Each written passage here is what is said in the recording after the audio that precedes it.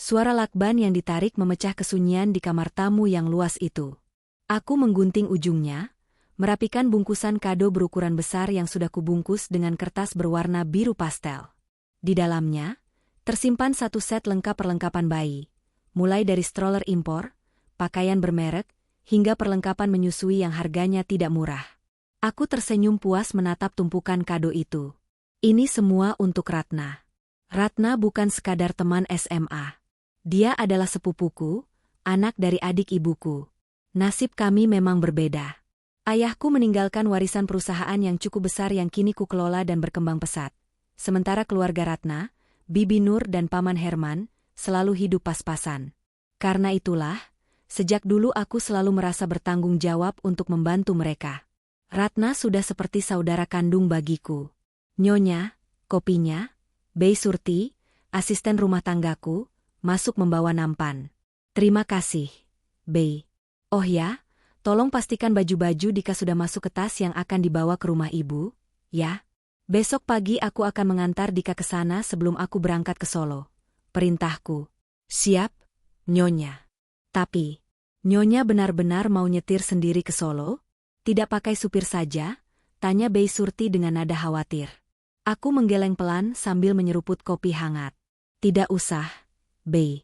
Aku ingin jalan-jalan santai. Lagi pula, Pak Asep sedang cuti sakit. Aku ingin menikmati perjalanan ini. Sudah lama aku tidak keluar kota selain urusan bisnis. Sebenarnya, ada alasan lain kenapa aku ingin pergi sendiri. Aku merasa kesepian. Rumah besar ini terasa dingin sebulan terakhir. Suamiku, Bram, sedang dinas luar kota di Bandung. Sebulan penuh. Aku menghela napas panjang, menatap layar ponselku. Foto profil Bram yang sedang tersenyum di depan gedung kantor pusat kami, kantor milikku, terlihat begitu gagah. Dulu, Bram hanyalah seorang staf biasa dari keluarga yang sangat sederhana. Bahkan bisa dibilang, dia tidak punya apa-apa saat aku memutuskan menikahinya. Banyak orang menentang, mengatakan Bram hanya menumpang hidup. Tapi aku mencintainya. Aku menutup telinga. Setelah menikah, aku mengangkat derajatnya. Aku memberinya posisi direktur operasional di perusahaanku. Aku memberinya mobil mewah, pakaian bermerek, dan kehormatan. Aku ingin suamiku dihargai orang. Namun, belakangan ini, sikap Bram berubah. Dulu dia hangat dan penuh perhatian. Sekarang, dia menjadi dingin. Dia sering beralasan lelah, sibuk, dan banyak tekanan pekerjaan. Bahkan untuk urusan nafkah bulanan pun, dia mulai pelit. Padahal gajinya, yang aku setujui nominalnya, sangat besar. Dia jarang memberi uang belanja dengan alasan, sedang menabung untuk investasi masa depan kita. Karena aku memiliki uang sendiri yang jauh lebih banyak, aku tidak pernah mempermasalahkannya. Aku tidak mau ribut soal uang. Tapi ketidakhadirannya selama sebulan ini terasa janggal. Halo, Mas? Aku mencoba menelepon Bram. Ini sudah panggilan ketiga hari ini. Terdengar nada sambung yang cukup lama sebelum akhirnya diangkat. Suara di seberang sana terdengar riuh, seperti ada suara tangisan bayi samar-samar, tapi kemudian hening seolah dia pindah ke ruangan lain. Halo, Alin? Ada apa? Aku sedang meeting, sibuk sekali. Suara Bram terdengar ketus, tanpa basa-basi. Mas, ini sudah jam 8 malam. Masih meeting? Tanyaku lembut, menekan rasa kecewa di dada. Ya namanya proyek besar, Lin. Kamu kan CEO, harusnya paham dong jam kerja tak menentu. Ada apa nelpon terus? Ganggu konsentrasi aku saja. Air mataku rasanya ingin menetes mendengar nada bicaranya. Dulu, dia akan memanggilku, sayang, menanyakan apakah aku sudah makan. Sekarang, aku hanya dianggap pengganggu. Aku cuma mau kabari, besok aku mau ke Solo. Mau jenguk Ratna, ujarku. Hening sejenak di seberang sana. Solo? Ngapain ke Solo? Suaranya terdengar sedikit meninggi, atau mungkin panik? Loh, kan aku sudah cerita dari minggu lalu. Ratna melahirkan. Kasihan dia, Mas. Waktu nikah saja dia cuma syukuran kecil. Katanya cuma ada orang tuanya karena suaminya orang biasa dan tidak punya biaya. Sekarang dia sudah punya anak. Masa aku sebagai sepupu dan sahabat tidak menjenguk? Aku sudah siapkan banyak kado. Oh, ya terserah kamulah, jawab Bram, nadanya berubah datar, tapi terburu-buru. Tapi kamu jangan lama-lama di sana. Dan jangan terlalu memanjakan Ratna. Biar dia mandiri. Iya, Mas. Kamu kapan pulang dari Bandung? Dika kangen papanya. Tiap malam nanyain Mas Bram terus. Nanti dikabari. Masih belum jelas kapan proyek ini kelar. Sudah ya, dipanggil klien. Klik. Sambungan telepon diputus sepihak. Aku menatap layar ponsel yang kini gelap dengan perasaan hampa. Bandung dan Jakarta tidak terlalu jauh. Tapi rasanya Bram seperti berada di benua lain. Ada dinding tebal yang dia bangun di antara kami. Dinding yang membuatku merasa menjadi istri yang tak lagi diinginkan. Kecuali untuk tanda tangan cek perusahaan dan keputusan bisnis. Aku mengalihkan pandanganku kembali ke tumpukan kado untuk Ratna. Setidaknya, besok aku akan bertemu Ratna. Aku ikut bahagia untuknya. Kabar dari Bibi Nur, Ratna menikah dengan pria sederhana yang pekerja keras.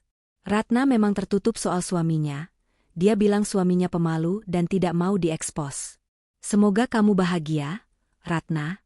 Tidak seperti rumah tanggaku yang mulai terasa hambar. Gumamku lirih. Malam itu aku tidur memeluk guling. Membayangkan itu adalah lengan Bram yang dulu selalu melingkar di pinggangku. Hatiku terasa nyeri, sebuah firasat buruk bergelayut manja di pelupuk mata. Namun aku menepisnya. Aku berpikir mungkin aku hanya terlalu lelah dan sensitif. Keesokan harinya, matahari bersinar terik. Mobil SUV hitamku sudah terparkir rapi di halaman. Kado-kado sudah memenuhi bagasi dan jok belakang. Setelah mengantar Dika, putra sematawayangku yang berusia 5 tahun, ke rumah ibu, aku langsung memacu kendaraan menuju jalan tol. Jarak Jakarta ke Solo cukup jauh. Namun, menyetir sendiri memberiku waktu untuk berpikir. Sepanjang perjalanan, memori masa SMA berputar di kepalaku. Ratna adalah teman sebangkuku. Dia selalu merasa rendah diri karena berasal dari keluarga kurang mampu. Aku selalu membelanya saat ada yang mengejek sepatunya yang bolong. Saat kuliah, aku yang membiayai uang semesternya diam-diam agar dia tidak putus kuliah. Saat dia butuh modal usaha kecil-kecilan, aku yang memberinya tanpa minta kembali. Bagi Ratna, aku adalah dewa penolong. Bagi aku, Ratna adalah saudara yang harus kujaga. Alin, kamu itu terlalu baik. Hati-hati, orang yang terlalu banyak dibantu kadang lupa cara berterima kasih. Kata ibuku dulu, saat aku membelikan motor untuk Ratna agar dia mudah mencari kerja. Aku tersenyum kecut mengingat ucapan ibu. Ah, tidak mungkin. Ratna anak yang tahu diri. Dia dan Bibi Nur selalu bersikap manis padaku. Setiap aku datang, mereka menyambutku bak ratu. Mobilku melaju membelah tol Trans Jawa. Memasuki wilayah Jawa Tengah, langit mulai berubah warna menjadi jingga. Sudah sore. Aku memutuskan untuk tidak menginap di hotel, melainkan langsung menuju rumah Bibi Nur di pinggiran kota Solo. Aku ingin memberi kejutan. Aku sengaja tidak memberitahu jam berapa aku sampai. Rumah Bibi Nur berada di sebuah perkampungan yang cukup padat, namun memiliki halaman yang lumayan luas karena itu adalah rumah warisan kakek yang dibagi-bagi. Aku memelankan laju mobil saat memasuki gang menuju rumah mereka. Jantungku berdegup kencang. Ada rasa rindu, ada rasa antusias ingin melihat bayi mungil Ratna. Namun, saat mobilku berbelok ke halaman rumah Bibi Nur yang pagarnya terbuka, keningku berkerut. Di sana, terparkir sebuah mobil yang sangat familiar. Sebuah Pajero Sport warna putih. Itu mobil dinas suamiku. Aku menginjak rem mendadak. Debu beterbangan. Mataku menyipit, memastikan plat nomornya. B1XXXRF. Benar. Itu mobil yang kubelikan atas nama perusahaan untuk Bram setahun yang lalu. Kenapa mobil Bram ada di sini? Bisikku, tanganku mencengkeram setir hingga buku-buku jariku memutih. Bukankah dia di Bandung? Dinas proyek? Logikaku berusaha mencari alasan. Mungkin Bram mampir? Mungkin proyeknya pindah ke Solo dan dia ingin memberi kejutan padaku dengan menjenguk Ratna juga? Tapi, kenapa dia tidak bilang? Kenapa dia berbohong posisinya di Bandung? Dengan tangan gemetar, aku mematikan mesin. Aku tidak langsung turun. Kaca mobilku gelap, jadi orang dari luar tidak bisa melihat ke dalam dengan jelas. Aku menurunkan sedikit kaca jendela untuk mendengar suara-suara di teras. Rumah itu terlihat ramai. Bukan ramai tamu undangan, tapi ramai suasana keluarga yang hangat. Di teras rumah yang teduh itu, aku melihat pemandangan yang membuat darahku berhenti mengalir seketika. Di sana, duduk di kursi rotan, ada Bram. Suamiku. Dia tidak memakai kemeja kerja. Dia memakai kaos oblong santai dan celana pendek rumahan. Di lengannya, dia menggendong seorang bayi merah yang masih dibedong kain kuning. Dia menimang bayi itu dengan wajah penuh cahaya, senyum yang sudah lama hilang saat dia bersamaku dan Dika. Dan di sebelahnya, duduk Ratna. Mengenakan daster menyusui, rambutnya digelung asal. Dia tertawa manja, lalu menyandarkan kepalanya di bahu Bram. Tangan Bram yang bebas membelai rambut Ratna dengan penuh kasih sayang, lalu mengecup kening wanita itu. Bibi Nur dan Paman Herman keluar dari dalam rumah, membawa nampan berisi gorengan dan teh. Mereka tertawa melihat pemandangan, keluarga bahagia, di depan mereka. Bibi Nur bahkan menepuk bahu Bram akrab, layaknya menantu kesayangan. Duh, Mas Bram ini memang ayah idaman ya, pantesan Ratna lengket terus. Seloroh Bibi Nur yang terdengar jelas dari dalam mobilku. Iya dong, Bu. Ini kan jagoan Bram. Penerus Bram, jawab suamiku. Suara yang sangat kuhafal. Duniaku runtuh. Langit Solo yang jingga berubah menjadi kelabu di mataku. Rasa mual yang hebat menghantam perutku. Bram tidak di Bandung. Bram tidak sedang kerja keras. Bram ada di sini, di rumah sepupuku. Sebagai suami sepupuku. Ternyata, suami sederhana, yang Ratna ceritakan, suami yang katanya tidak punya apa-apa sehingga nikahnya harus diam-diam, adalah suamiku sendiri. Mereka menikah siri di belakangku. Mereka memiliki anak di belakangku. Dan keluargaku sendiri, bibi dan pamanku, mendukungnya. Seluruh teka-teki sikap dingin Bram, uang nafkah yang berkurang, ketidakhadirannya di rumah, semuanya terjawab tuntas dalam 1 detik yang menyakitkan ini. Uangku, fasilitas perusahaanku, dipakai untuk membiayai keluarga barunya. Air mata tidak keluar. Yang muncul adalah api. Api kemarahan yang membakar rasa sedih menjadi abu. Rasa kaget itu perlahan berganti menjadi rasa jijik yang luar biasa. Aku menatap tumpukan kado di jok belakang. Kado-kado mahal yang kubeli dengan penuh kasih sayang untuk sahabatku. Sahabat yang ternyata adalah ular berbisa yang tidur di kasurku. Aku menarik napas dalam-dalam. Menghapus 1 tetes air mata yang sempat jatuh di pipi. Aku bukan wanita lemah yang akan menangis lalu pulang memohon belas kasihan.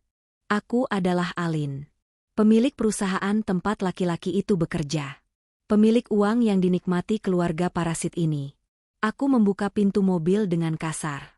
Brak! Suara pintu mobil yang kubanting membuat mereka semua menoleh serentak ke arah pagar. Wajah Bram yang tadinya tersenyum lebar, seketika pucat pasi seperti mayat saat melihat siapa yang keluar dari mobil SUV itu.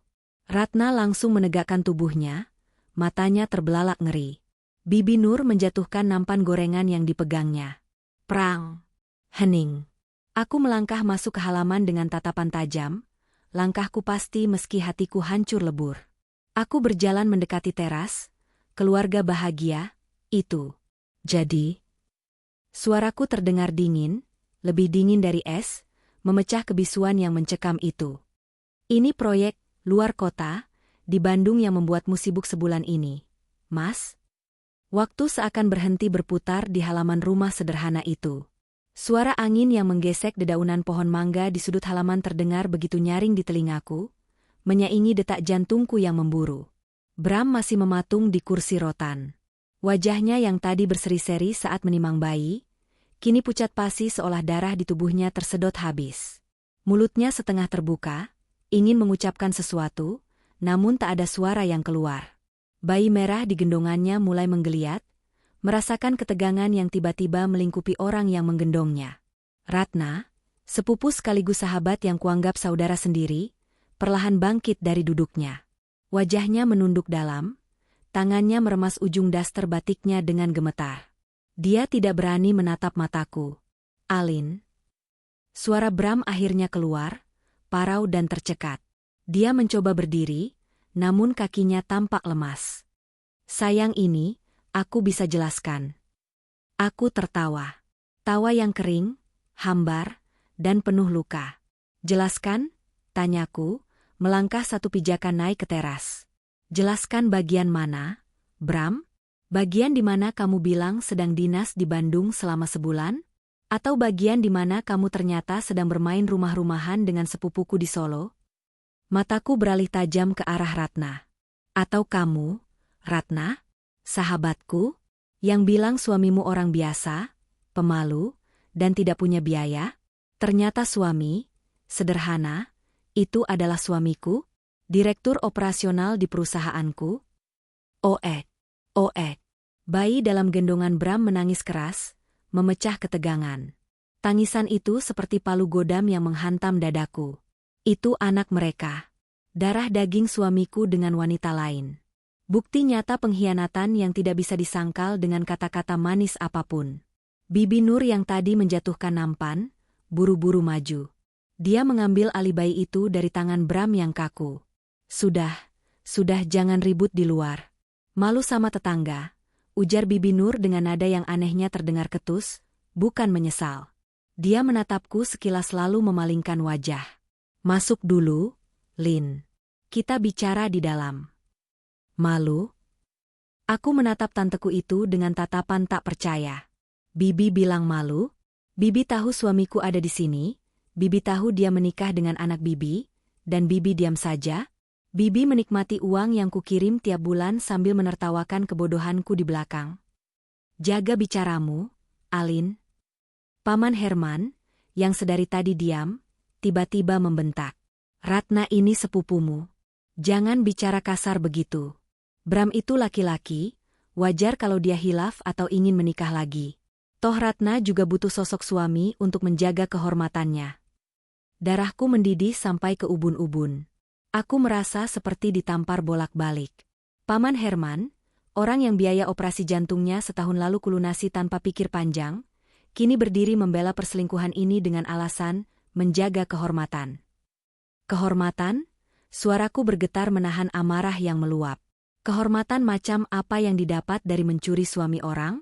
Suami dari keponakan yang sudah membiayai hidup kalian? Alin, cukup. Bram akhirnya berdiri tegak, mencoba meraih tanganku. Jangan bentak orang tua.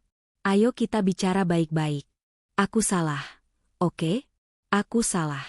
Tapi tolong, pelankan suaramu. Aku menepis tangannya kasar, seolah kulitnya membawa penyakit menular. Jangan sentuh aku dengan tangan kotor itu. Tangan yang sama yang baru saja membelai dia. Aku menunjuk Ratna yang kini terisak pelan di pojokan teras. Aku mundur beberapa langkah, menatap mereka satu persatu. Bram yang panik, Ratna yang munafik, serta Paman dan Bibi yang tak tahu diri. Sejak kapan? Tanyaku dingin. Hening. Aku tanya sejak kapan? Teriakku. Kali ini aku tak peduli tetangga mendengar. Ratna mengangkat wajahnya yang basah oleh air mata.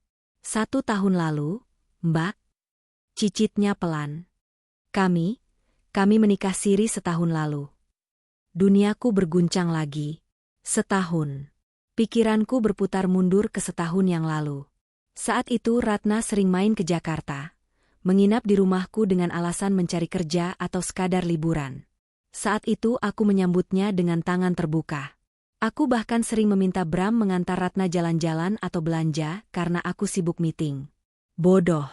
Alin, kamu bodoh sekali. Aku yang menyodorkan suamiku sendiri ke mulut harimau.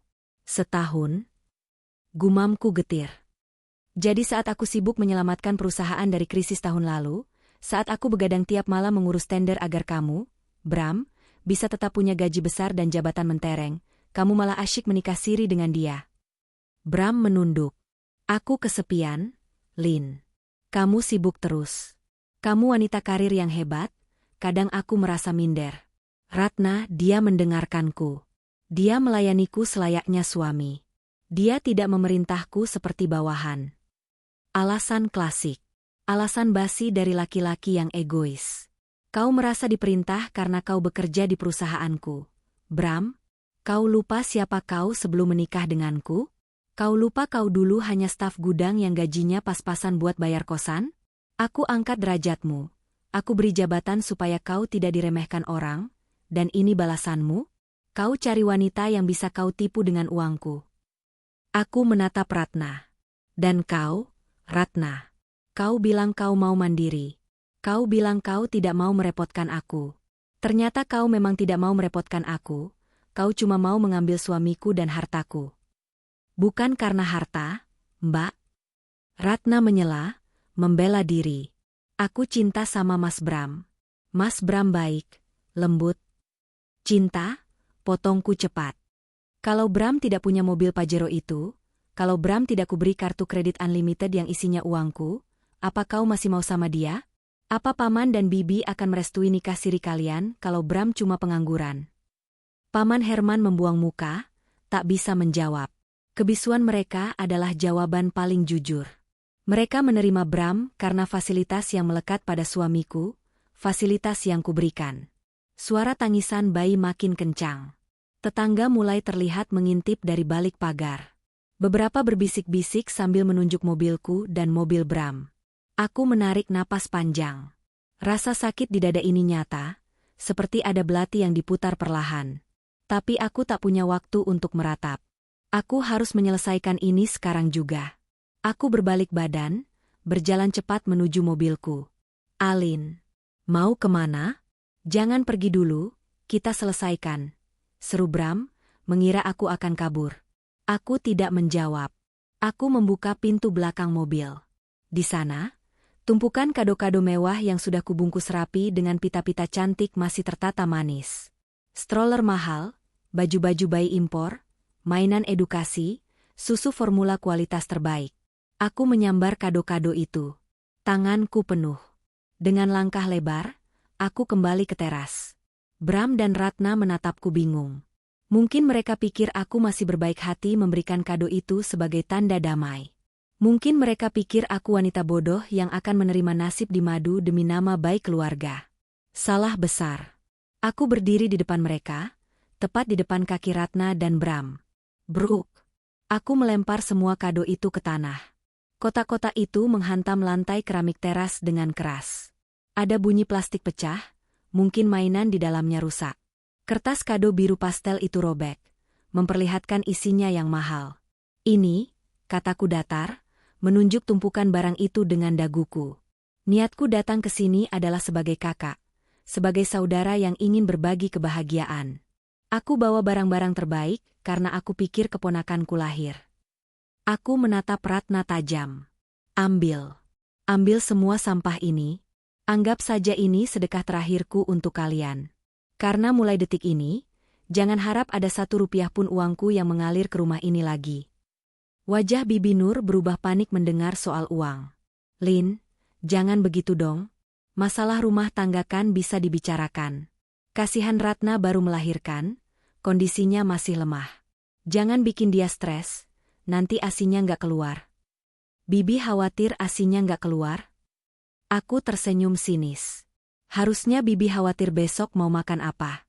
Selama ini siapa yang bayar listrik rumah ini? Aku. Siapa yang bayar BPJS Paman? Aku. Siapa yang kasih modal warung Bibi? Aku. Aku beralih menatap Bram yang masih diam mematung. Tatapanku kini sepenuhnya untuk dia. Laki-laki yang pernah kucintai setengah mati. Dan kamu, Mas Bram? Aku mengeluarkan ponselku dari saku. Jari-jariku dengan cepat mengetik pesan ke bagian HRD dan keuangan di kantor pusat Jakarta.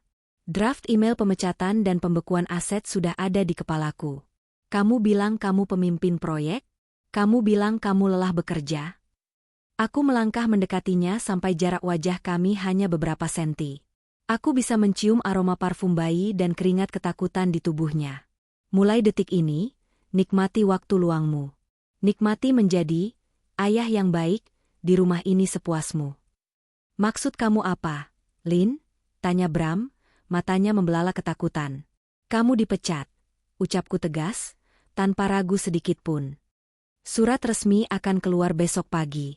Dan bukan cuma itu, semua fasilitas mobil Pajero di depan, kartu kredit di dompetmu, asuransi kesehatan VIPMU, semua aku tarik. Sekarang. Bram ternganga.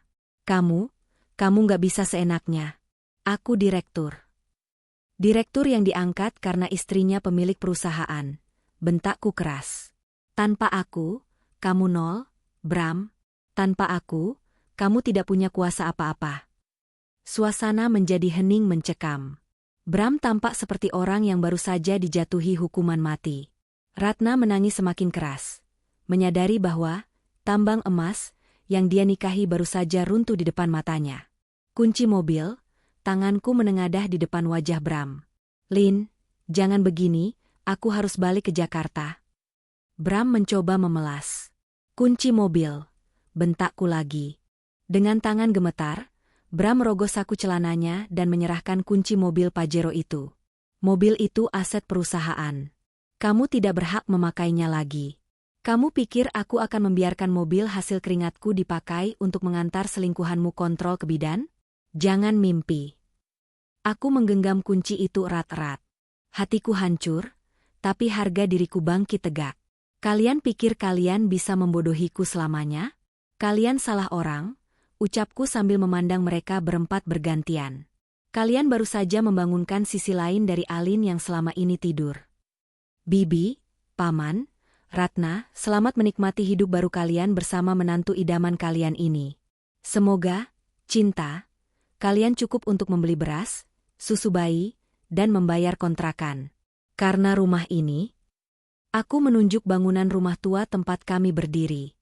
Sertifikatnya masih ada di brankasku sebagai jaminan hutang Paman 3 tahun lalu yang tak pernah lunas.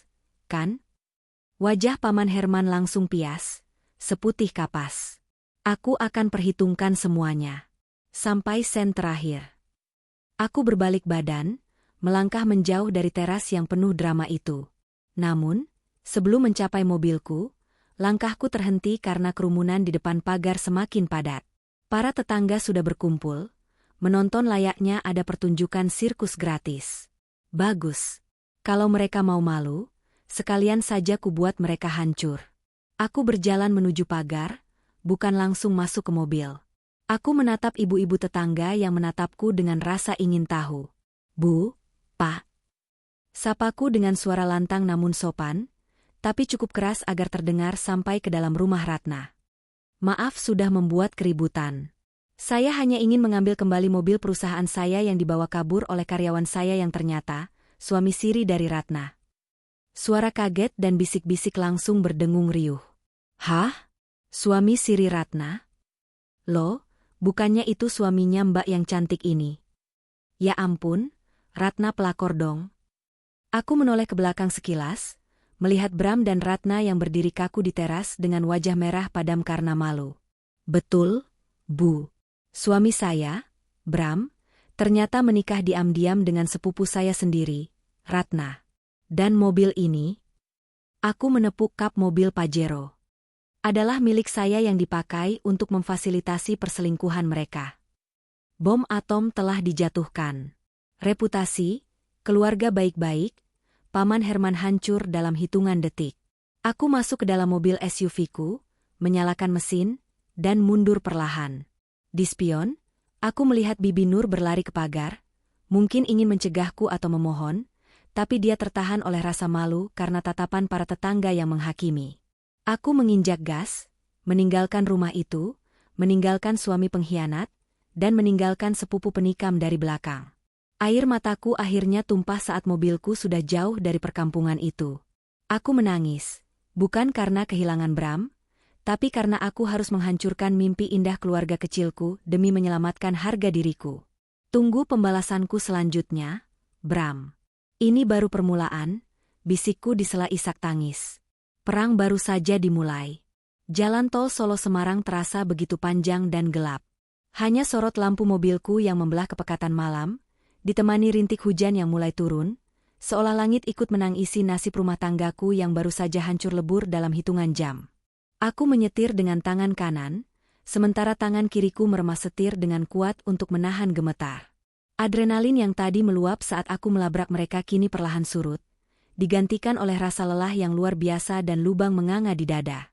Bayangan Bram yang menggendong bayi itu, senyum Ratna yang menjijikan, dan wajah-wajah munafik Paman Herman serta Bibi Nur terus berputar di kepalaku seperti kaset rusak. Ting! Ponselku yang terhubung ke dashboard mobil berbunyi. Pesan masuk dari Bram. Lin, tolong angkat teleponku. Jangan kekanak-kanakan. Kita harus bicara. Kamu salah paham soal situasinya. Aku mendengus kasar. Salah paham? Gumamku sinis pada jalanan kosong di depan. Apa yang salah paham dari melihat suamiku sendiri punya anak dengan sepupuku? Ponsel berbunyi lagi. Bram menelepon. Aku menolaknya. Dia menelepon lagi. Aku menolaknya lagi. Akhirnya, dengan penuh emosi, aku mematikan ponsel itu dan melemparnya ke jok samping. Aku butuh ketenangan. Aku butuh strategi. Menangis tidak akan menyelesaikan masalah. Aku adalah CEO. Aku terbiasa menghadapi krisis perusahaan. Anggap saja ini krisis manajemen terbesar dalam hidupku, membuang aset beracun bernama Bramantio. Aku menepi di sebuah rest area di daerah Semarang. Bukan untuk istirahat, tapi untuk melakukan eksekusi pertama. Aku membuka laptop yang selalu kubawa di tas kerja. Koneksi internet tersambung. Jari-jariku menari cepat di atas keyboard. Hal pertama yang kulakukan, akses perbankan. Aku membuka aplikasi perbankan prioritas. Rekening utama rumah tangga kami adalah rekening bersama, tapi sumber dananya 90% dari penghasilanku. Bram hanya punya akses lewat kartu debit dan kartu kredit tambahan, suplementari, yang limitnya ku setel tinggi demi menjaga gengsinya di depan klien. Klik. Blokir kartu kredit tambahan atas nama Bramantio. Klik. Pindahkan seluruh saldo dari rekening bersama ke rekening pribadiku dan rekening deposito anakku, Dika. Menyisakan saldo 0 rupiah. Maaf, Mas. Tidak ada lagi makan enak gratis mulai malam ini, bisikku dingin. Langkah kedua, perusahaan. Aku mengirim email darurat ke kepala HRD dan kepala keamanan kantor, Chief Security. HRD Manager, Chief Security Subject, penting rahasia, status Bramantio. Mulai detik ini, cabut seluruh akses Bramantio, direktur operasional, ke gedung kantor, sistem perusahaan, dan email korporat. Surat pemecatan resmi akan saya tanda tangani besok pagi setibanya saya di kantor. Pastikan keamanan melarang dia masuk ke area kantor dengan alasan apapun.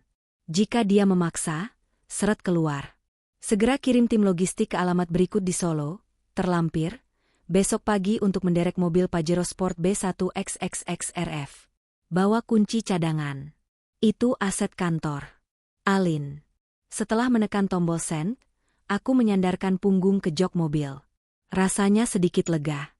Setidaknya, secara finansial dan profesional, Bram sudah mati kutu. Sekarang, dia hanyalah laki-laki pengangguran dengan 2 istri dan 2 anak yang harus dia hidupi dengan entah apa. Sementara itu, di Solo, suasana di rumah Bibi Nur seperti kapal pecah. Bukan karena barang-barang berantakan, tapi karena mental penghuninya yang hancur. Para tetangga memang sudah membubarkan diri setelah Alin pergi, tapi mereka tidak benar-benar pergi. Mereka berkumpul di pos ronda, di warung sebelah, berbisik-bisik seru membahas drama yang baru saja terjadi. Tatapan mereka ke arah rumah Bibi Nur kini berubah menjadi tatapan jijik dan sinis. Di ruang tengah, Bram duduk dengan kepala tertunduk, menjambak rambutnya sendiri frustrasi. Ratna duduk di sampingnya sambil terisak pelan, sementara bayi mereka tidur di kamar. Kamu sih, Mas, ceroboh banget. Paman Herman mondar-mandir dengan wajah panik. Kenapa kamu bilang dinas ke Bandung kalau kamu mau ke sini? Alin jadi curiga kan? Bram mengangkat wajahnya, matanya merah menyala menahan amarah. Kok paman malah nyalahin aku? Bukannya paman yang suruh aku sering-sering nengok Ratna? Katanya kasihan Ratna sendirian urus bayi. Ya tapi harusnya pintar-pintar atur waktu. Jangan sampai ketahuan, sergah Bibi Nur menimpali. Sekarang lihat. Alin ngamuk. Kado-kado mahal itu dilempar kayak sampah. Pajero dikunci dan kuncinya dibawa Alin. Tetangga sudah tahu semua. Kita mau taruh muka di mana? Sudah, Bu. Jangan bahas muka dulu. Potong Ratna dengan suara serak. Yang penting sekarang gimana? Mas Bram beneran dipecat? Terus kita makan apa? Susu adek bayi mahal, Mas. Bram menghela napas kasar. Alin itu cuma emosi sesaat. Dia cinta mati sama aku. Nanti kalau dia sudah tenang di Jakarta, aku akan bujuk dia. Aku akan bilang aku hilaf. Dia pasti luluh demi Dika. Bram mencoba terdengar yakin, meski hatinya ragu. Dia merogoh saku celananya, mengambil dompet. Aku butuh rokok. Pusing kepalaku, gumam Bram. Dia berdiri dan berjalan keluar rumah, menuju minimarket di ujung jalan gang. Dia perlu udara segar dan nikotin untuk menenangkan sarafnya.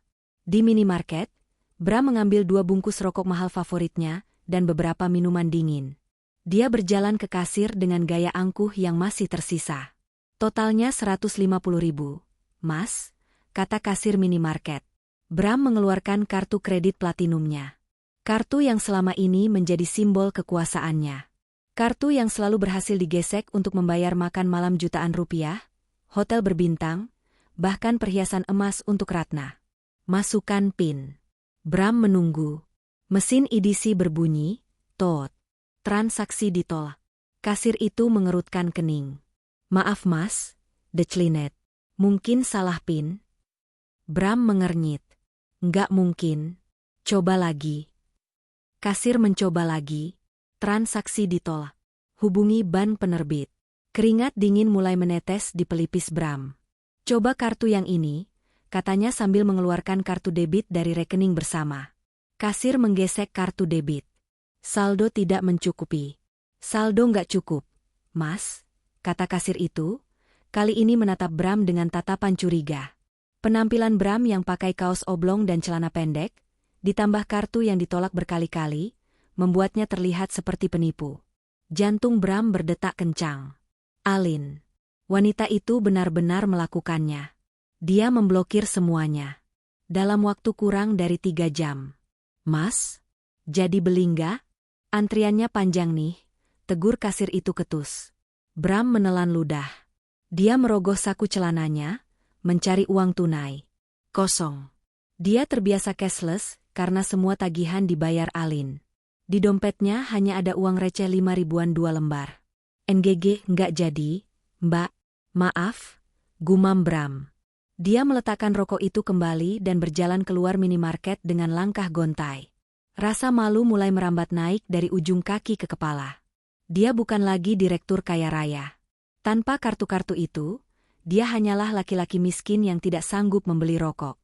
Saat Bram berjalan pulang, dia melewati sekelompok ibu-ibu tetangga yang sedang ngerumpi di depan pagar rumah Bu RT. Saat melihat Bram lewat, obrolan mereka berhenti mendadak.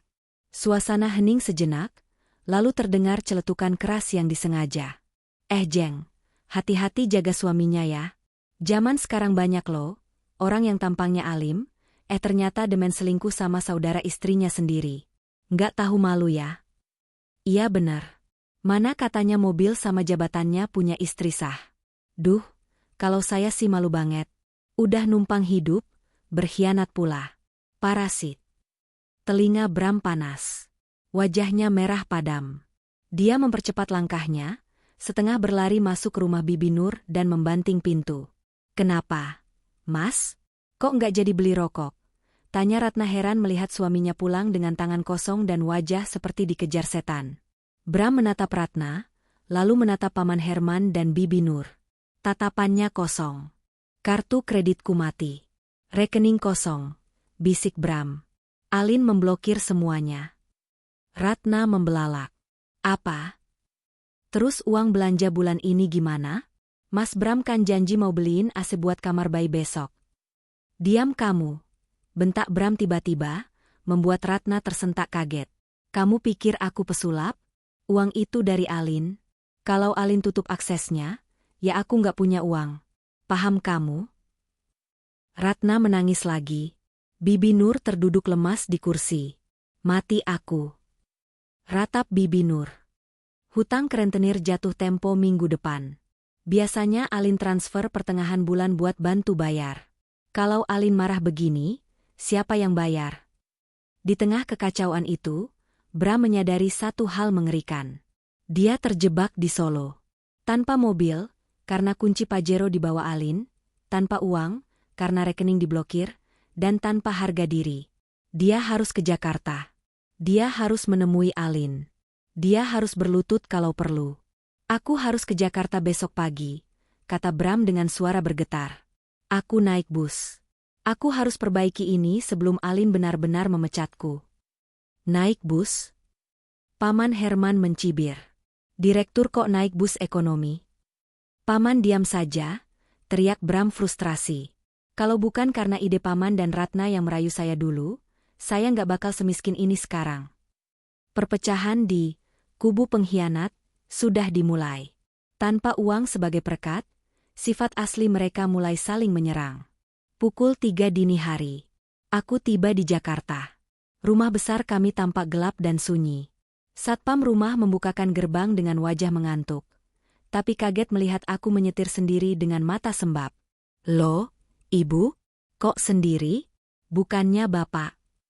Jangan sebut nama dia di rumah ini, Pak, potongku tajam sambil menurunkan kaca jendela. Dan satu hal lagi, mulai malam ini, kalau Bramantio pulang, jangan bukakan gerbang.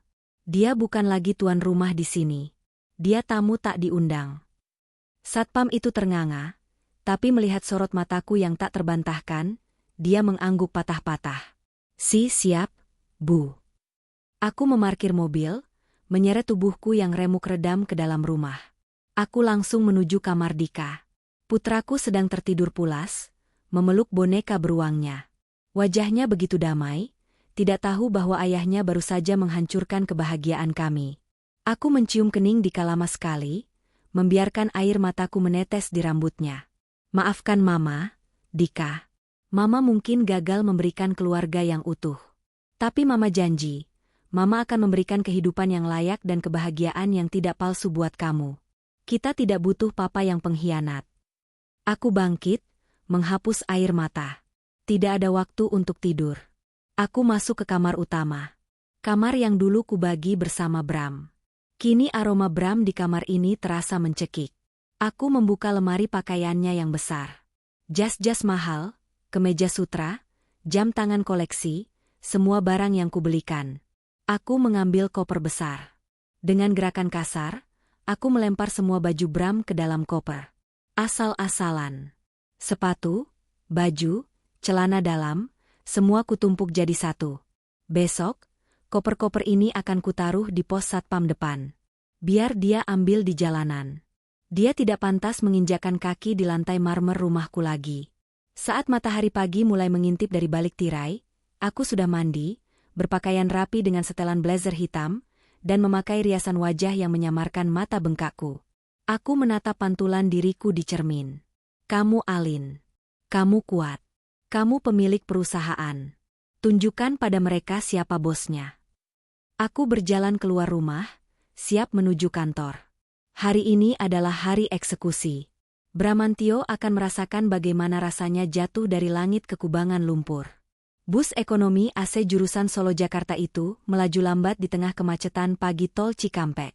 Di kursi nomor 24 yang sempit dan berdebu, Bramantio duduk dengan gelisah.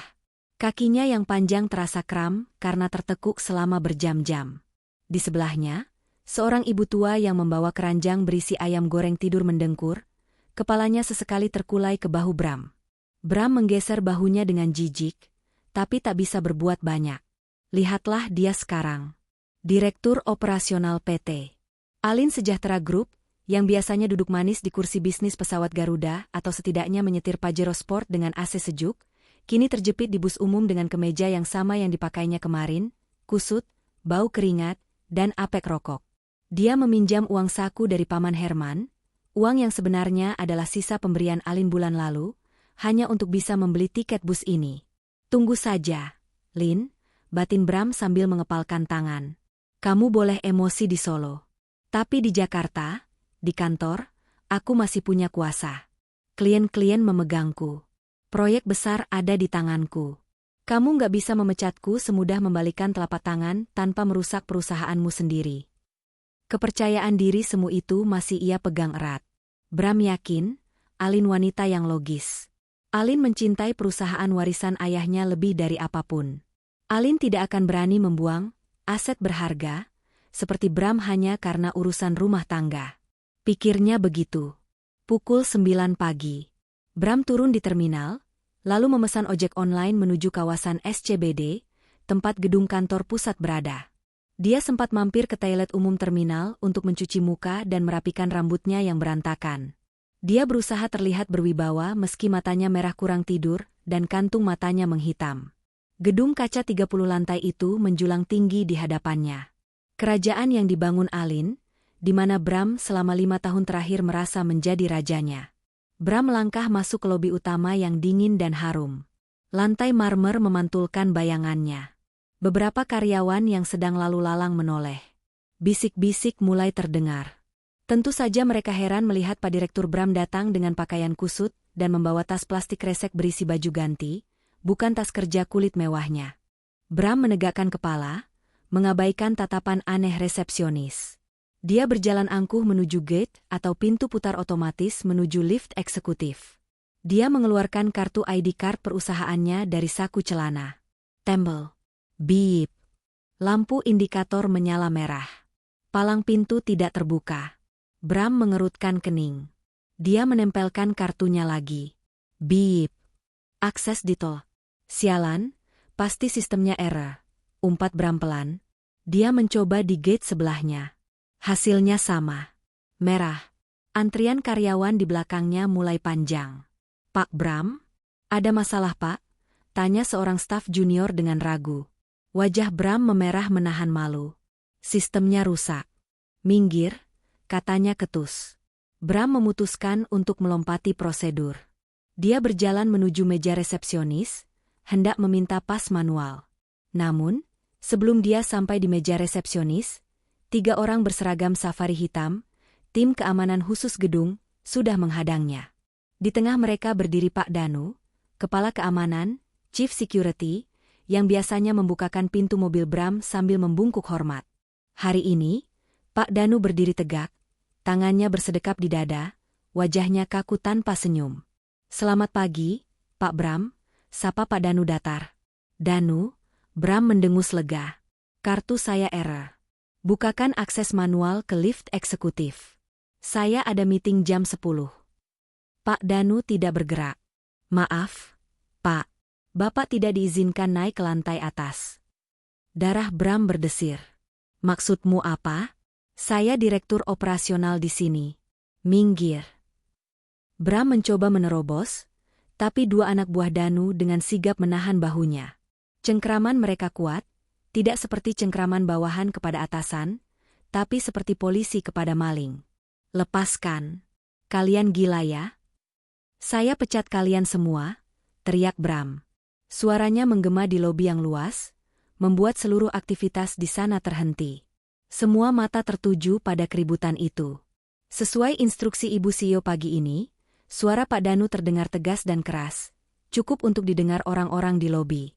Bapak Bramantio sudah tidak menjabat sebagai karyawan di perusahaan ini per hari ini. Seluruh akses Bapak dicabut. Bohong. Mana buktinya? Bram meronta. Ting. Pintu lift di belakang gate terbuka. Sosok yang keluar dari sana membuat suasana lobi hening seketika. Alin. Dia terlihat sempurna. Mengenakan blazer putih gading yang membalut tubuh rampingnya, rambutnya ditata rapi, wajahnya dirias flawless menyembunyikan jejak air mata semalam. Dia berjalan didampingi oleh manajer HRD, Pak Rahmat, dan asisten pribadinya. Aura kekuasaan memancar kuat darinya.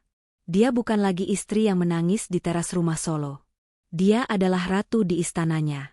Bram melihat Alin dan langsung berteriak, Alin, Alin, suruh anjing-anjing penjagamu ini melepaskanku. Kita perlu bicara. Alin berhenti melangkah. Dia menoleh perlahan ke arah Bram yang sedang ditahan oleh 2 satpam. Dia menatap Bram dari ujung kepala sampai ujung kaki dengan tatapan yang sulit diartikan, campuran antara jijik dan kasihan. Alin memberi isyarat tangan. Pak Danu mengangguk dan menyuruh anak buahnya melepaskan cengkraman mereka, tapi tetap mengepung Bram agar tidak bisa menyerang. Bram merapikan kerah bajunya yang berantakan, mencoba mengembalikan wibawanya. Sayang, Lin. Suara Bram melembut, mencoba memanipulasi situasi. Jangan begini di depan karyawan. Mal, kita selesaikan di ruanganmu. ya? Aku bisa jelaskan soal Ratna. Itu cuma kesalahan, Lin. Aku cuma hilaf. Perusahaan butuh aku. Proyek Bandung. Pak Rahmat, potong Alin dingin, tanpa menatap Bram lagi, melainkan menoleh ke manajer HRD di sebelahnya. Berikan. Pak Rahmat maju selangkah, menyerahkan sebuah amplop coklat tebal dan sebuah kardus bekas mie instan yang berisi barang-barang pribadi. Pak Bram, kata Pak Rahmat formal, ini surat pemutusan hubungan kerja, PHK, dengan alasan pelanggaran berat etika dan penyalahgunaan aset perusahaan. Di dalamnya juga ada rincian denda yang harus Bapak bayar atas penggunaan fasilitas kantor untuk kepentingan pribadi yang tidak sah selama setahun terakhir. Bram menatap amplop itu dengan tangan gemetar. Apa-apaan ini? Aku nggak tanda tangan apa-apa. Tidak perlu tanda tangan Bapak, sahut Alin. Suaranya tenang namun tajam menghunus. Sebagai pemegang saham pengendali, keputusanku mutlak. Kamu dipecat dengan tidak hormat. Tapi Lin, aku suamimu. Bram mulai panik, suaranya meninggi. Kamu nggak bisa buang aku kayak sampah. Aku punya andil membesarkan perusahaan ini. Alin tertawa kecil, tawa yang membuat bulu kudu karyawan yang mendengarnya merinding. Membesarkan? Alin melangkah maju, mendekat ke batas gate. Kamu hanya menjalankan sistem yang sudah kubuat. Bram, kamu digaji untuk itu. Dan kamu mengkhianati kepercayaan itu dengan memakai uang perusahaan untuk membiayai wanita lain. Alin menatap sekeliling lobi, menatap ratusan karyawan yang menonton drama itu. Dengar semuanya, ujar Alin lantang. Mulai hari ini, Bramantio bukan lagi bagian dari kita. Siapapun yang ketahuan memberikan akses, informasi, atau bantuan kepadanya, akan mendapatkan sanksi yang sama, surat pemecatan. Kembali menatap Bram, Alin berkata, isi kardus itu adalah foto-foto kamu di meja kerjamu dan muk kopimu. Sisanya, aset kantor, sudah kami sita. Sekarang, silakan keluar dari gedung saya. Satpam akan menyeretmu jika dalam hitungan ketiga kamu masih berdiri di sini. 1. Lin, tolong Lin. Anak kita, Dika. Bram mencoba menggunakan kartu terakhirnya. 2. Alin tidak bergeming. Dika malu punya ayah sepertimu. 3. Pak Danu, bersihkan lobi, perintah Alin. Tanpa ampun, Pak Danu dan 2 anggotanya kembali mencengkeram lengan Bram. Kali ini lebih kasar. Mereka menyeret Bram mundur menuju pintu keluar. Lepas, Alin, kamu wanita kejam. Kamu bakal nyesel. Lin, perusahaan ini bakal hancur tanpa aku. Bram berteriak-teriak seperti orang gila saat diseret keluar. Sepatunya berdecit di lantai marmer, meninggalkan jejak kekalahan yang memalukan. Alin berdiri tegak, menyaksikan sampai tubuh Bram terlempar keluar dari pintu kaca lobi. Ketika pintu tertutup dan sosok Bram menghilang di balik kaca, bahu Alin sedikit merosot. Helaan napas panjang keluar dari bibirnya. Tapi hanya sedetik. Dia kembali menegakkan tubuhnya, menatap para karyawan yang masih bengong. Pertunjukan selesai. Kembali bekerja. Kita punya target kuartal yang harus dicapai, ucap Alin datar. Dia berbalik badan, melangkah masuk ke dalam lift eksekutif. Pintu lift tertutup, membawanya naik ke puncak menara gadingnya, meninggalkan masa lalu yang baru saja ia buang ke tempat sampah. Di luar gedung, di trotoar panas Jakarta, Bram berdiri dengan napas terengah-engah. Kardus berisi barang-barangnya tergeletak di kaki. Amplop pemecatan tergenggam kusut di tangan. Orang-orang yang lewat menatapnya dengan aneh. Matahari bersinar terik, tapi masa depan Bramantio mendadak gelap gulita. Ponselnya bergetar. Satu pesan masuk dari Ratna. Mas, gimana? Uang susunya mana? Bayi rewel terus nih. Ibu juga ngomel beras habis. Bram membanting ponselnya ke trotoar hingga layarnya retak. Dia tidak punya pekerjaan. Dia tidak punya uang. Dia tidak punya rumah. Dia tidak punya akses. Dan dia tahu, ini baru permulaan dari neraka yang diciptakan Alin. Karena di dalam amplop itu, ada lampiran tagihan hutang atas nama dirinya senilai miliaran rupiah, akumulasi penggunaan fasilitas kantor yang kini diklaim Alin sebagai penggelapan. Alin, Desis Bram penuh dendam dan ketakutan. Kau benar-benar iblis. Jakarta tidak pernah seramah ini bagi mereka yang memiliki uang, dan tidak pernah sekejam ini bagi mereka yang jatuh miskin. Bramantio merasakan kejamnya kota metropolitan itu, hanya dalam waktu 3 jam, setelah diusir dari gedung pencakar langit yang dulu ia anggap rumah kedua. Matahari sudah condong ke barat. Perut Bram mulai melilit perih. Dia belum makan sejak pagi, hanya segelas air mineral yang ia beli di terminal tadi. Kini, dia duduk di bangku taman kota yang panas, menatap layar ponselnya yang retak. Dia masih punya satu harapan, teman-temannya, kolega-koleganya. Orang-orang yang selama ini ia traktir, ia beri proyek, ia bantu naik jabatan. Rudy pasti mau bantu. Dia kan sohib gue dari zaman susah, gumam Bram mencoba optimis. Rudy adalah kontraktor yang sering mendapat proyek dari Bram. Bram menekan nomor Rudy. Halo, Bro Bram. Apa kabar? Tumben nelpon jam segini? Suara Rudy terdengar riang. Ruth, gue lagi ada masalah dikit sama Alin. Biasalah, ribut rumah tangga. Gue lagi butuh cash nih, dompet ketinggalan, kartu diblokir bini. Pinjem 5 juta dulu dong, besok gue ganti pas gue balik ke kantor. Bram berbohong. Dia masih berusaha menjaga gengsi. Hening sejenak di seberang sana. Suara riang Rudy menghilang. Bram, lo belum buka email atau grup WhatsApp asosiasi ya? Tanya Rudy pelan. Maksud lo? Sekretaris Alin Group baru aja kirim memo resmi ke semua vendor dan mitra bisnis.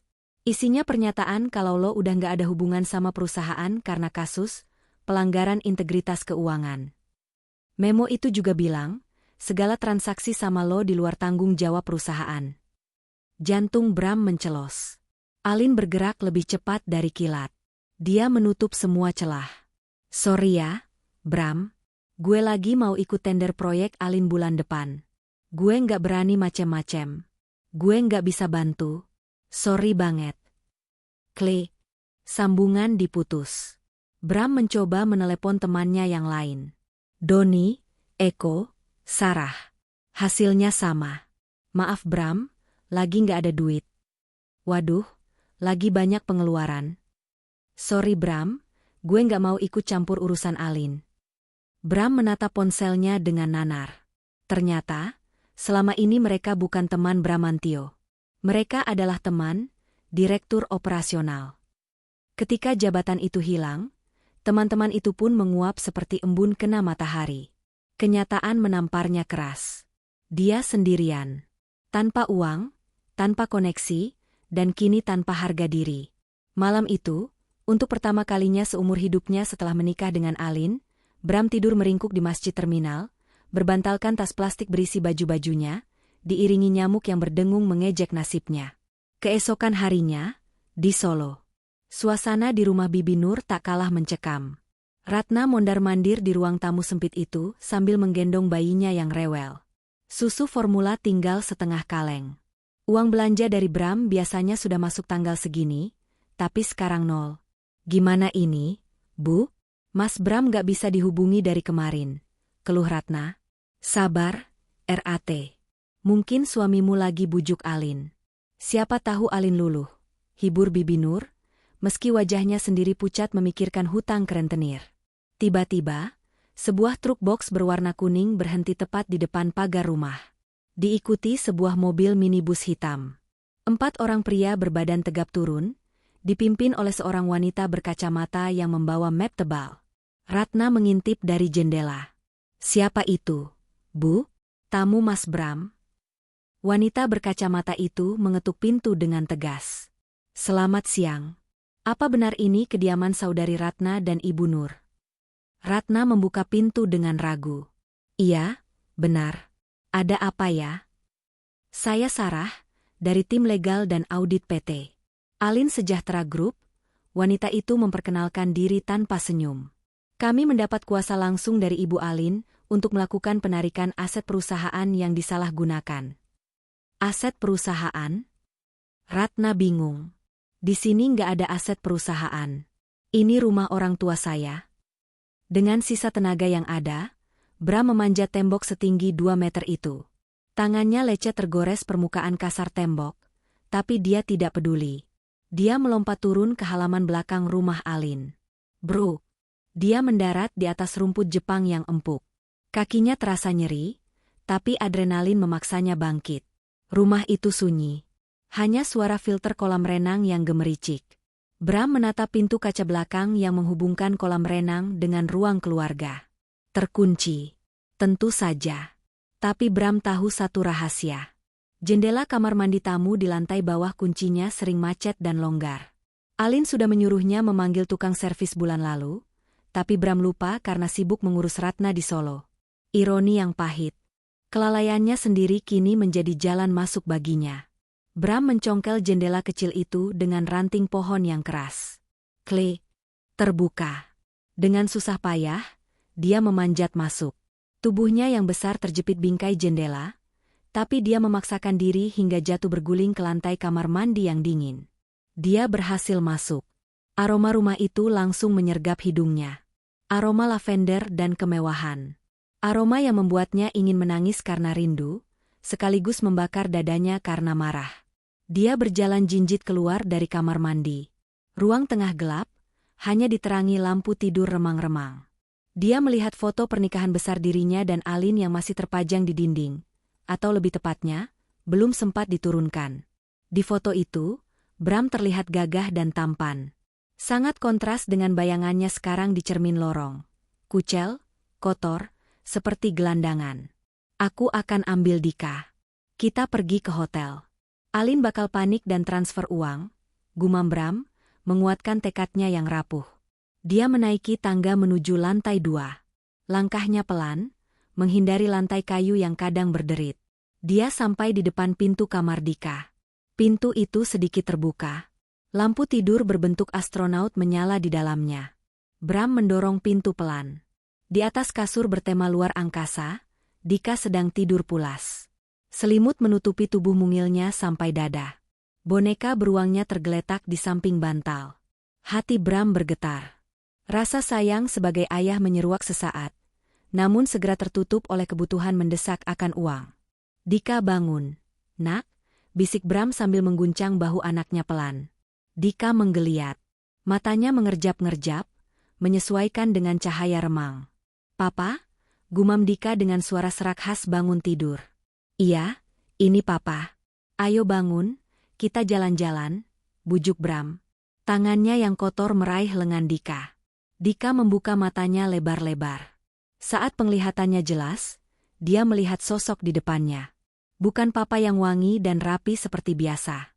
Tapi sosok pria dengan rambut acak-acakan, wajah gelap, bau keringat menyengat, dan mata merah yang menakutkan. Anak kecil berusia 5 tahun itu tidak mengenali ayahnya dalam kondisi seburuk ini. Baginya, ini seperti monster di buku cerita. Papa kotor. Hantu. Dika berteriak kencang, menarik tangannya ketakutan. SSTTT. Diam Dika. Ini Papa. Bram panik. Dia mencoba membekap mulut Dika dengan tangannya yang bau tanah. Tindakan itu justru membuat Dika semakin histeris. Anak itu menendang-nendang dan menangis sekeras-kerasnya. Mama Aa. Ada orang jahat. Mama Aa. Diam bodoh. Bentak Bram, kesabarannya habis. Dia menarik paksa Dika dari kasur. Tiba-tiba, lampu kamar menyala terang benderang. Klak. Bram menyipitkan mata. Silau. Di ambang pintu, Alin berdiri. Dia mengenakan piyama sutra, tapi di tangannya, dia memegang tongkat golf besi iron 7 yang dia ambil dari sudut ruangan. Matanya bukan lagi mata istri yang sedih. Matanya adalah mata seekor induk harimau yang melihat anaknya diganggu hiena. Lepaskan anakku, suara Alin rendah, bergetar menahan amarah yang meledak-ledak. Bram menoleh, masih mencengkeram lengan Dika yang menangis ketakutan. Alin aku cuma mau ajak Dika. Aku bilang lepaskan. Alin maju selangkah, mengangkat tongkat golf itu tinggi-tinggi. Jangan mendekat. Bram panik, dia menarik Dika ke pelukannya, menjadikan anak itu tameng. Jangan mendekat atau aku bawa Dika lari. Aku butuh uang, Lin. Kasih aku 100 juta sekarang, dan aku pergi. Aku cuma butuh modal buat hidup. Alin tertegun melihat pemandangan itu. Suaminya, pria yang dulu ia cintai, kini menyandera anaknya sendiri di kamar tidur mereka, memerasnya demi uang receh. Hati Alin benar-benar mati malam itu. Tidak ada lagi rasa kasihan. Yang tersisa hanya rasa jijik yang murni. Dika. Panggil Alin lembut pada anaknya yang menangis. Dika, jangan takut. Mama di sini. Lalu dia menatap Bram. Kamu benar-benar sudah gila. Bram, kamu pikir kamu bisa keluar dari sini hidup-hidup setelah menyentuh anakku? Jangan gertak aku. Mana uangnya? Teriak Bram, keringat dingin mengucur deras. Tiba-tiba, dari arah belakang Bram, dua sosok tegap muncul. Pak Danu, kepala keamanan kantor yang diperbantukan menjaga rumah, dan Pak Ujang, satpam rumah, yang mendengar teriakan Dika. Bram tidak menyadari kehadiran mereka. Pak Danu, teriak Alin memberi kode. Pak Danu bergerak cepat dan senyap. Dengan satu gerakan judo yang terlatih, dia menyergap Bram dari belakang, memiting lehernya dan membantingnya ke lantai karpet. Bram terpelanting. Cengkramannya pada Dika terlepas. Alin langsung berlari, menyambar Dika, dan memeluknya erat-erat, membawanya menjauh ke sudut ruangan. Mama takut. Dika menangis gemetar di pelukan Alin. SSHH sudah sayang. Sudah. Orang jahatnya sudah kalah. Bisik Alin, menciumi kepala anaknya sambil menatap tajam ke arah Bram yang kini sedang ditekuk tangannya ke belakang oleh Pak Danu. Aarg. Sakit. Lepas. Raung Bram. Wajahnya tertekan ke lantai. Diam kamu. Bentak Pak Danu sambil menekan lututnya ke punggung Bram. Berani-beraninya masuk ke sini. Maling. Aku bukan maling. Aku ayahnya. Itu rumahku, teriak Bram delusi. Alin menyerahkan Dika kepada pengasuh, babysitter, yang baru saja datang dengan wajah pucat. Bawa Dika ke kamar tamu. Kunci pintu. Jangan keluar sampai saya bilang. Setelah Dika dibawa pergi, Alin berjalan mendekati Bram yang tak berdaya di lantai. Dia masih memegang tongkat golf itu, seolah siap memukul jika Bram bergerak sedikit saja. Alin berjongkok di depan wajah Bram. Dia melihat laki-laki itu dari jarak dekat. Bau, kotor, dan menyedihkan. Lihat dirimu, Mas, ucap Alin dingin. Dulu aku mengangkatmu menjadi raja. Sekarang kamu merendahkan dirimu sendiri lebih rendah dari sampah. Lin, tolong Lin. Nyali Bram ciut seketika.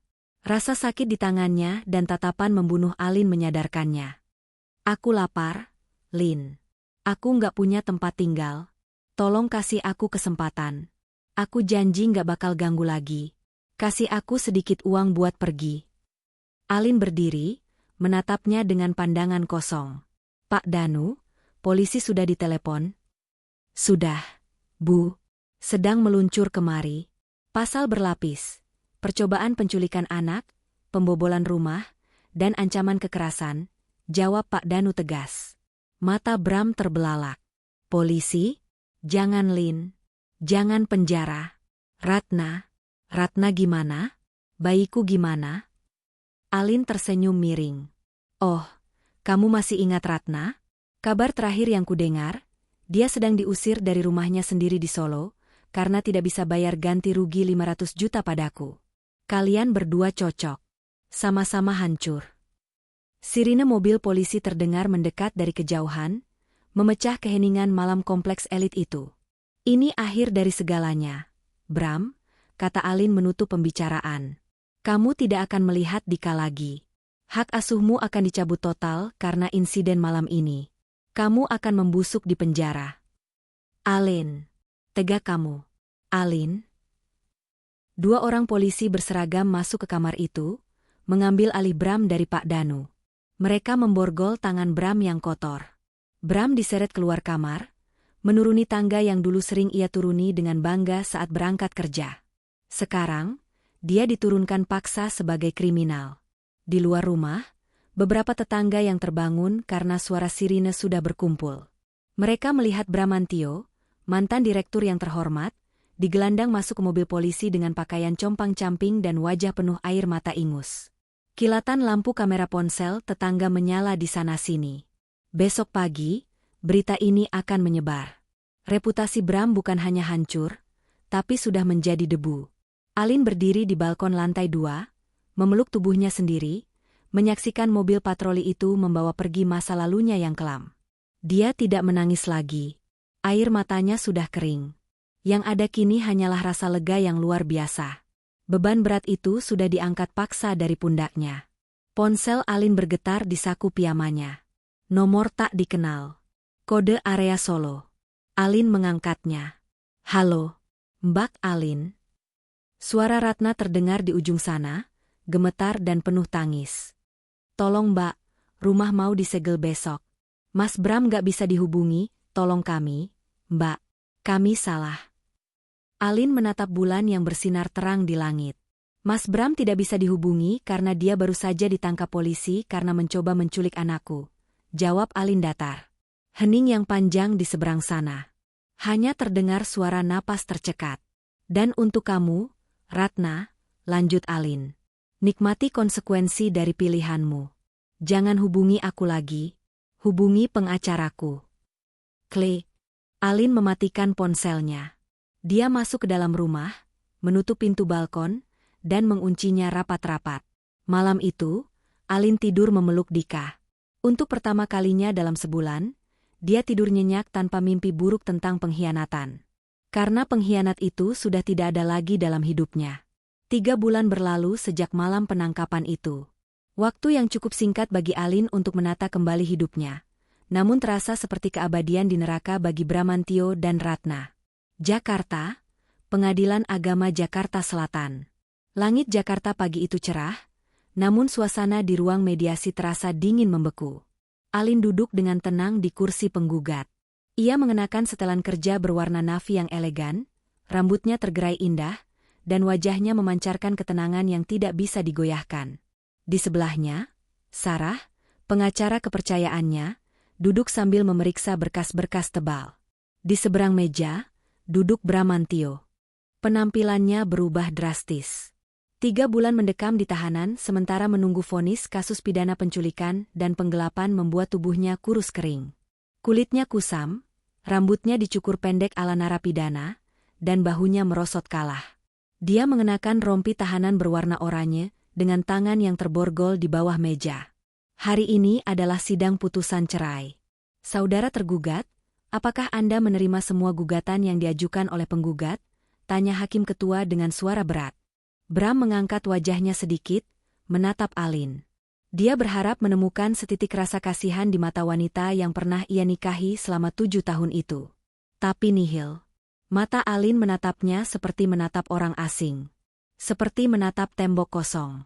Bram, bisik pengacara Prodeo, gratisan, yang mendampingi Bram. Jawab yang mulia. Bram menelan ludah yang terasa pahit. Tenggorokannya kering. Saya menerima, yang mulia, suara Bram parau, nyaris tak terdengar. Baik. Dengan ini, pengadilan memutuskan bahwa ikatan perkawinan antara saudari Alin dan saudara Bramantio resmi putus karena perceraian. Hak asuh anak jatuh sepenuhnya ke tangan Ibu Alin, tanpa hak kunjung bagi Bapak Bramantio mengingat adanya rekam jejak kriminal ancaman terhadap anak. To. Suara palu hakim diketuk 3 kali. Bunyi itu bergema di ruangan, menandai akhir dari segalanya. Alin menghela napas panjang. Lega. Satu beban besar resmi terlepas. Dia berdiri, menyalami hakim, lalu berbalik hendak meninggalkan ruangan. Lin. Panggil Bram lirih saat Alin melewatinya. Alin berhenti sejenak, tapi tidak menoleh. Maafkan aku, Lin. Aku hancur. Tolong, setidaknya cabut laporan pidananya. Aku nggak kuat di penjara. Di sana keras, Lin. Aku dipukuli tahanan lain, aku. Bram mulai terisak. Air matanya menetes di rompi oranye itu. Alin menoleh sedikit, menatapnya lewat bahu. Setiap orang menanggung akibat dari perbuatannya, Mas. Kamu memilih selingkuh. Kamu memilih mencuri uangku, dan kamu memilih meneror anakku. Nikmati saja rumah barumu. Setidaknya di penjara makan gratis. Kan? Kamu kan suka yang gratisan. Tanpa menunggu jawaban, Alin melangkah keluar ruangan dengan kepala tegak. Di luar gedung pengadilan, matahari bersinar hangat menyambut status barunya.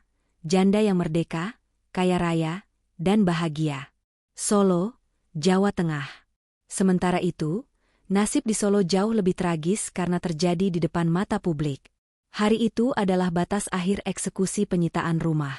Karena Paman Herman dan Bibi Nur tidak sanggup membayar ganti rugi 500 juta rupiah, dan tidak bisa melunasi hutang lama yang menjadikan sertifikat rumah sebagai jaminan, tim legal perusahaan Alin bergerak sesuai prosedur hukum. Sebuah papan besar berwarna merah dipasang di depan pagar rumah. Tanah dan bangunan ini telah disita dan dalam pengawasan pengadilan negeri. Ratna, yang kini terlihat jauh lebih tua dari usianya, sedang sibuk mengepak baju-baju lusuh ke dalam kardus mie instan. Tubuhnya kurus karena kurang makan dan stres menyusui. Bayinya, yang tak berdosa, tidur di atas tumpukan kain jarik di lantai karena kasur busa mereka sudah dijual minggu lalu untuk beli beras. Ratna, cepat sedikit. Petugas juru sita sudah mau gembok pagar, teriak Paman Herman dari teras. Pria tua itu kini sering sakit-sakitan, batuk-batuk terus karena tidak ada biaya berobat. BPJS-nya menunggak, dan tentu saja, Alin sudah tidak lagi menanggungnya. Iya, Pak. Sabar, sahut Ratna sambil menyeka keringat dan air mata. Mereka keluar dari rumah itu dengan langkah gontai. Ratna menggendong bayinya dengan selendang, tangan kanannya menenteng tas plastik besar berisi baju. Bibi Nur membawa peralatan dapur seadanya. Paman Herman memanggul kardus. Adegan itu menjadi tontonan gratis bagi warga satu kampung. Ibu-ibu tetangga yang dulu sering disombongi Bibi Nur kini berdiri berjejer di pinggir jalan gang. Tidak ada tatapan simpati. Yang ada hanya tatapan kepuasan melihat karma yang bekerja instan. Wah mau pindah kemana nih, Bu Nur? Celetuk Bu Tejo, tetangga sebelah yang dulu sering dihina Bibi Nur karena motornya jelek. Padahal dulu katanya mantunya direktur. Kok sekarang pindahannya jalan kaki? Mana Pajeronya? SSST, Bu Tejo jangan gitu. Kasihan, itu kan lagi nanggung malu. Katanya mau pindah ke kontrakan petak di pinggir kali. Sahut tetangga lain dengan suara yang sengaja dikeraskan. Bibi Nur menunduk dalam-dalam, menutupi wajahnya dengan kerudung kusamnya. Hatinya hancur berkeping-keping. Dulu dia dipuji-puji, sekarang dia jadi sampah masyarakat. Ratna berjalan melewati mereka dengan mata sembab. Tiba-tiba, langkahnya terhenti di depan warung sayur. Mbak Ratna, panggil pemilik warung. Tunggu sebentar. Ratna menoleh dengan sedikit harapan. Iya, Bu, boleh saya minta air putih sedikit buat anak saya? Pemilik warung itu menggeleng tegas. Bukan itu. Saya mau nagih bon hutang sembako bulan lalu. Katanya nunggu transferan suami, tapi sampai sekarang nggak dibayar. Totalnya 300.000. Bayar sekarang sebelum pergi. Wajah Ratna pucat pasi. Bu, saya lagi nggak pegang uang sama sekali. Buat naik angkot saja kami pas-pasan. Nanti kalau saya sudah kerja. Halah, alasan terus, bentak pemilik warung. Kalian ini sekeluarga sama saja.